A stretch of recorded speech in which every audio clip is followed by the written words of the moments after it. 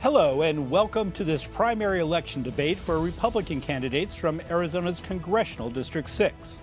This debate is sponsored by Clean Elections, the state's nonpartisan voter education agency. My name is Jim Ninsel, and I'll be moderating this discussion. The format will be a little different tonight. We're hosting a 30-minute one-on-one since only one candidate is participating. The incumbent, Congressman Juan Ciscomani, has not accepted our invitation to participate in tonight's discussion. The way we're sharing this debate is part of a brand new effort to support democracy in Arizona. Thanks to a partnership with the Clean Elections Commission and the Arizona Media Association, we're working to make sure these 2024 debates are the most accessible in Arizona history. This means this conversation, and dozens more between now and November, will air on a long list of local TV stations, radio stations, and digital platforms, including support from local newspapers. It's a shared effort among hundreds of local media brands across Arizona.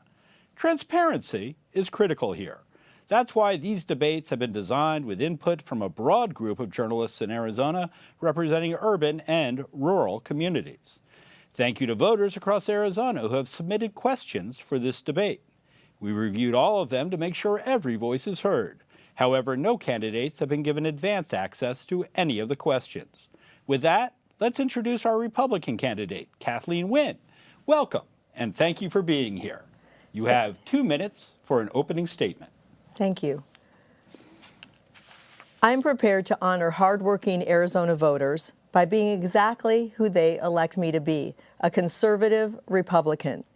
I am a fierce defender of American values, conservative priorities, and the fundamental liberties that our founding fathers felt were so important.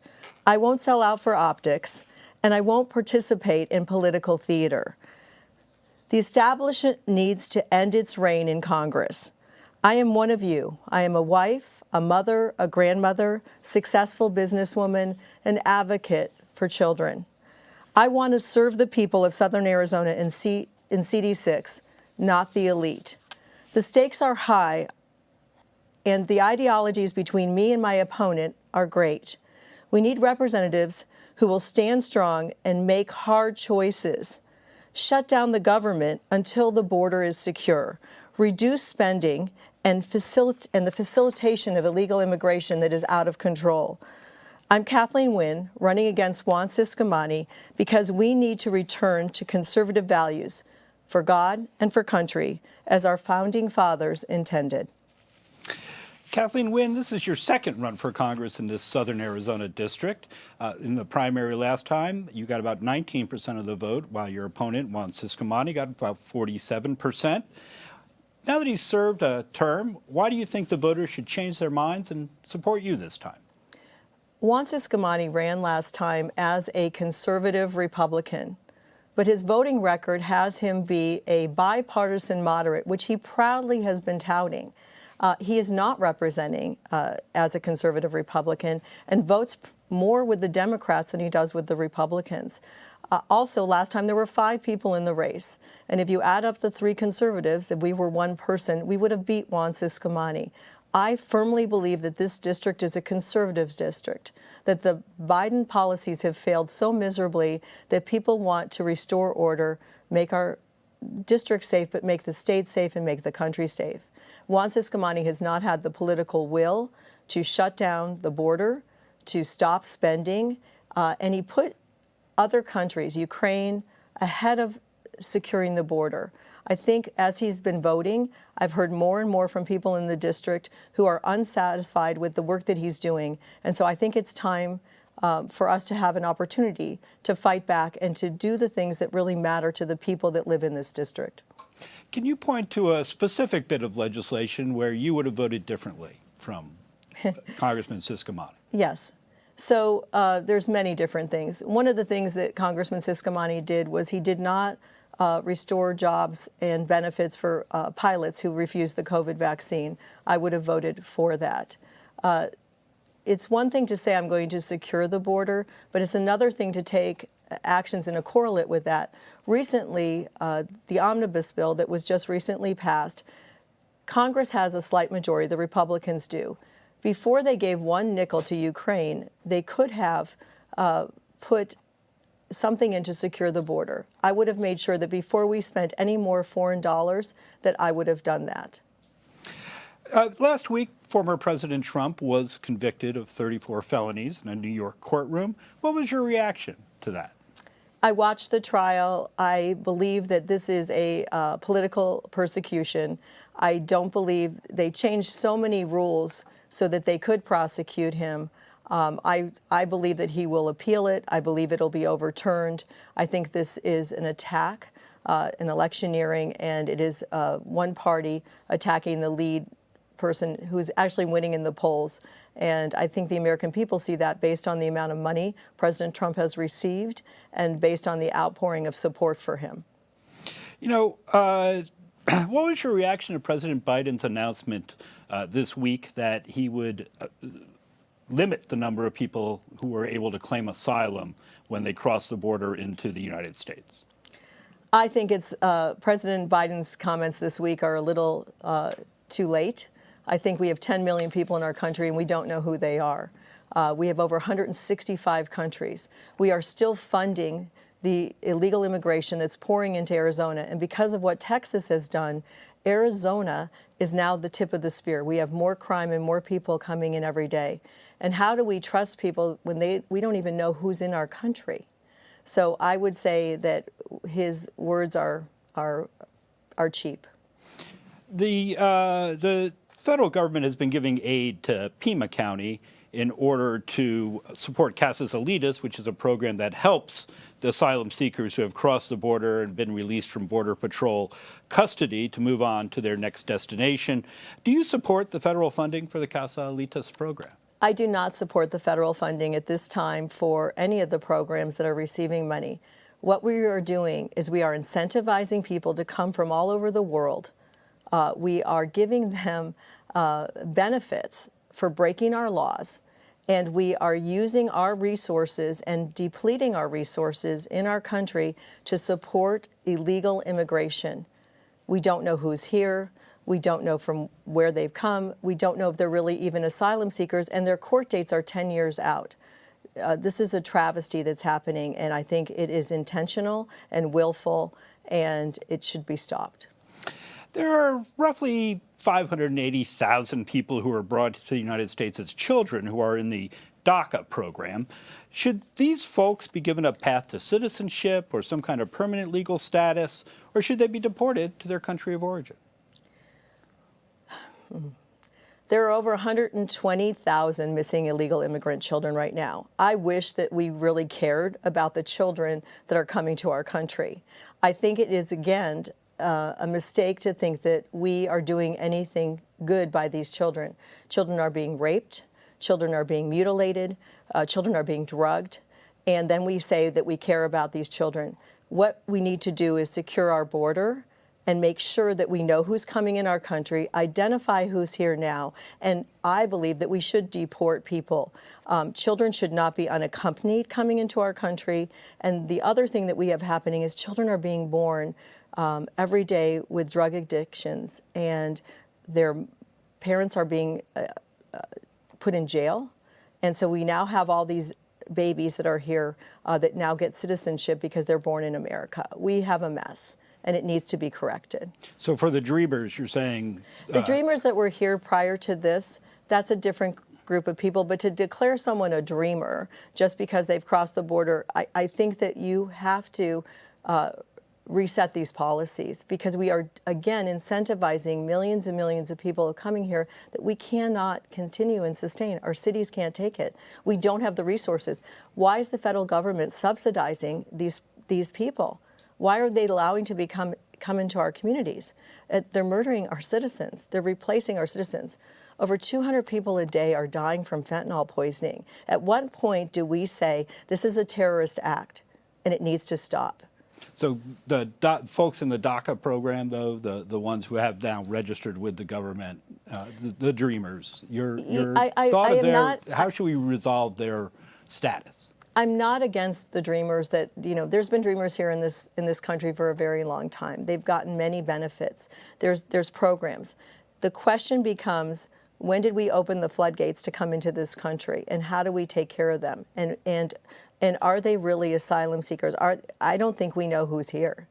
I want to help everybody that we can possibly help, but we don't have the resources. And at some point, we cannot be the place where everyone in the world comes to solve their problems. I want to help everybody. I spent 4 years on a governing board, and we helped many DACA students. I'm proud of that work.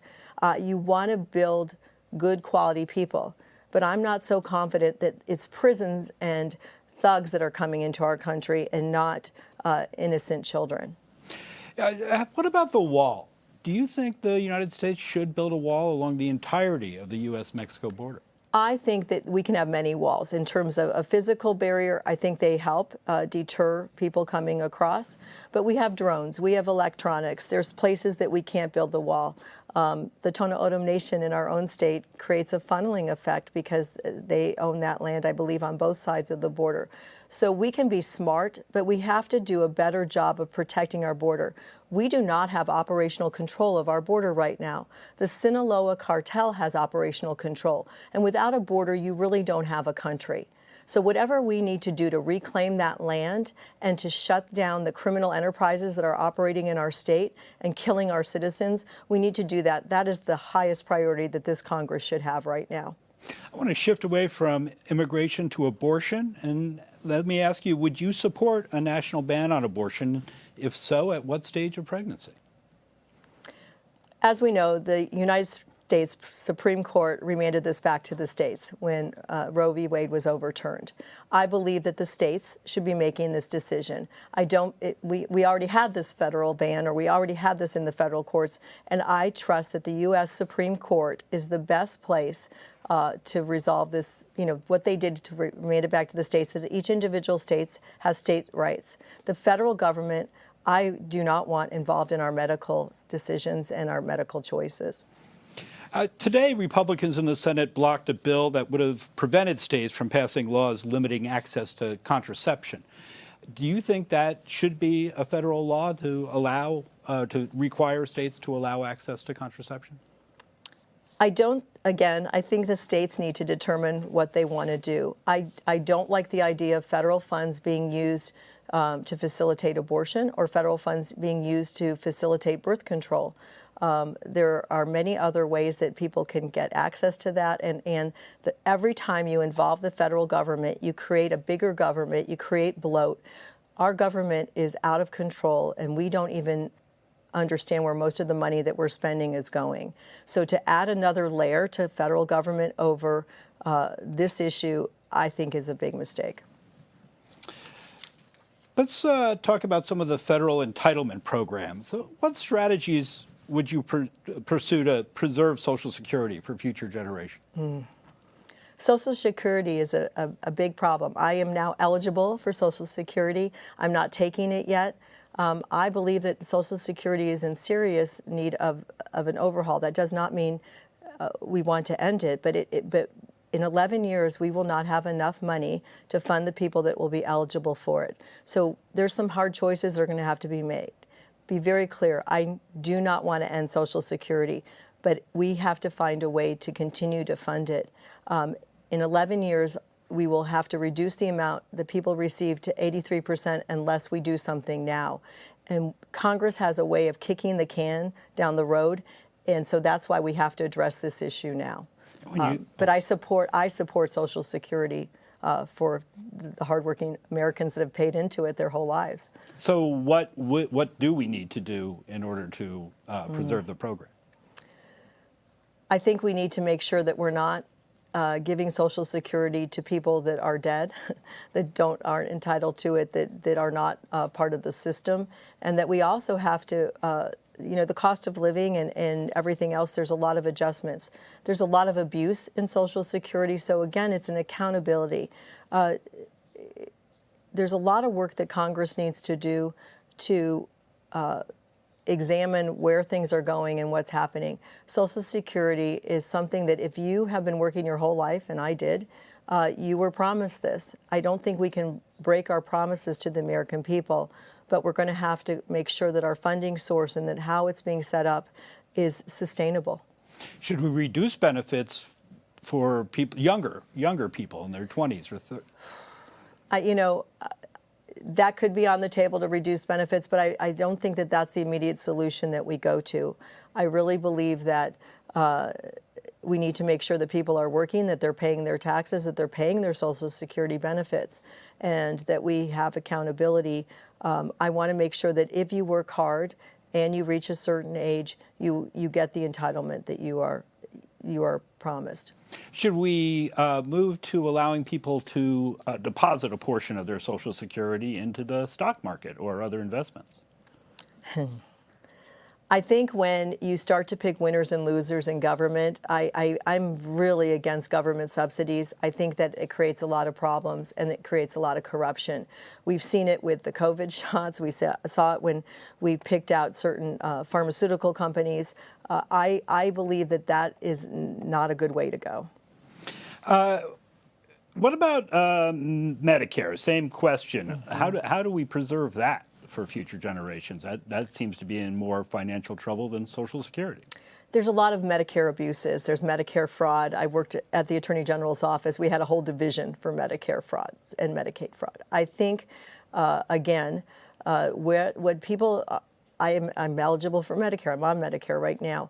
But the quality of doctors and what is happening in the medical system, Obamacare was a disaster. And Donald Trump put some corrections in that made a big difference, but still not enough. There was still more work to be done. And I believe Medicare, we need to have some kind of system to support people, especially as they age. But right now, you have lack of accountability. You have money being spent. You have money going to people that really shouldn't be receiving it. And we keep expanding those programs. And we have over 10 million illegal immigrants in this country, and there's abuses in every program that we have. And the government has to start to make some hard decisions about who really gets things and who doesn't. We are not Santa Claus to the world. What about eliminating traditional Medicare and allowing private insurance companies to take care of the elderly? I think the only way you can allow private insurance companies to take care of the elderly is if you do it on a proposal basis, and it would have to have strict oversight. I don't think you just allow the insurance. I think part of the reason we're here is that insurance companies kind of abused the system and pushed for Obamacare, and it was a big payout to insurance companies. Yeah, you mentioned some criticism with Obamacare, and the Republican Study Committee has proposed doing away with the Affordable Care Act in its entirety. I wonder, one of the elements of that is the fact that insurance companies are required to offer plans to people with pre-existing conditions. Would you support doing away with those protections for people with pre-existing conditions? No, I think if people have pre-existing conditions and they've gone through the steps that they need to do, we need to protect people that have those. You can't start to kill off people that have certain medical conditions. I think we have to be humane, and we have to do everything we can to preserve people's lives. At the end of the day, the insurance industry should not be making extreme profits at the expense of Americans' health and their welfare. And what do you think about the exchanges that were created through Obamacare to allow people to purchase insurance without having an employer provide it for them? The exchanges are expensive. I had there was a time when I didn't have insurance and had to wait to get, Medicare, and it's very expensive. And we call it the Affordable Care Act. There's nothing affordable about it. It's very unaffordable, and especially with inflation right now, people are forgoing having insurance so they can put food on their family's table. So if we're going to do these insurance I'm sorry, I forgot the word, but these networks for people to have insurance, I think it's important that we make it affordable and we make it so people can come together, maybe if they're individuals, and buy as a group, even though they may not be an organized group.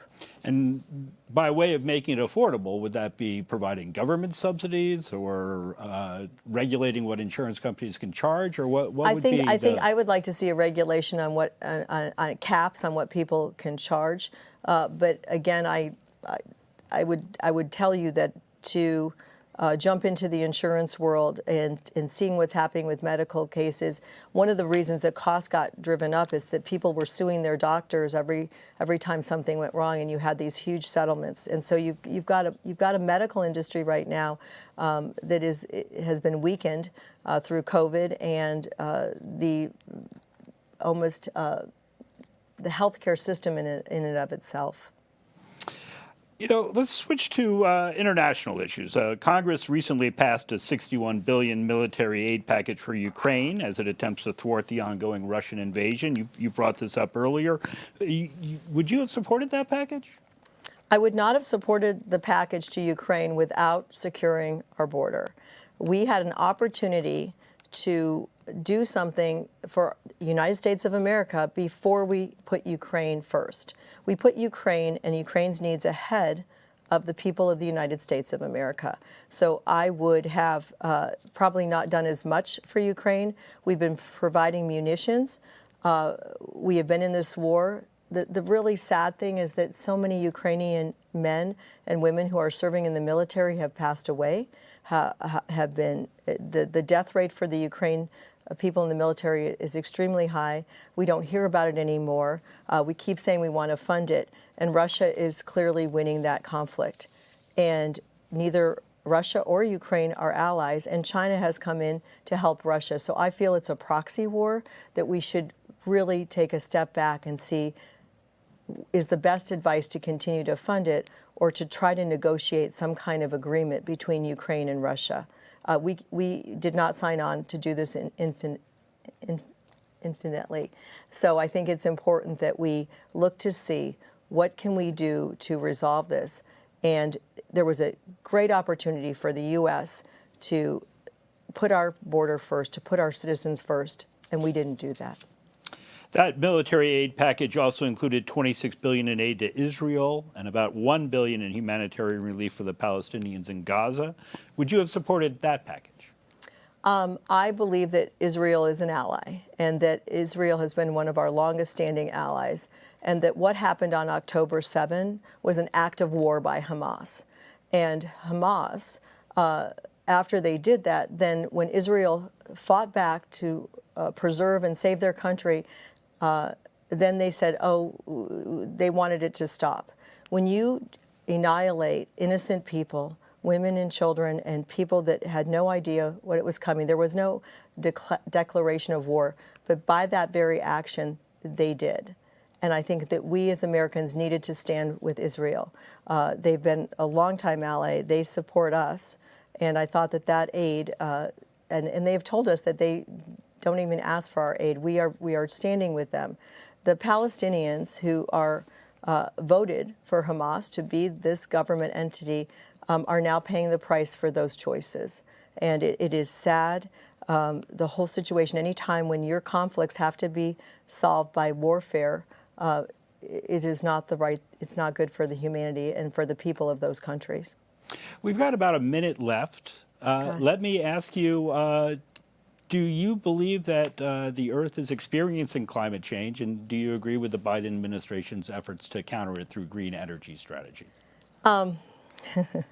It's getting hot in Arizona right now, and I believe that we have climates that change. I believe that we have different things. To throw money into trying to regulate it or have special programs, I am not a supporter of that. I believe that we have so much government waste. If a particular area, there's a lot of tornadoes in Chicago where I grew up, there's many different weather patterns and things that happen. We've got computers, I think we can solve a lot of problems without investing billions of dollars into climate change. One more question, because we have a little bit of time, about half a minute remaining. Actually, I think we're to closing statements. So if you would, you have 1 minute for a closing statement here. Thank you. I'm running for Congress because we need intelligent leadership in Congress.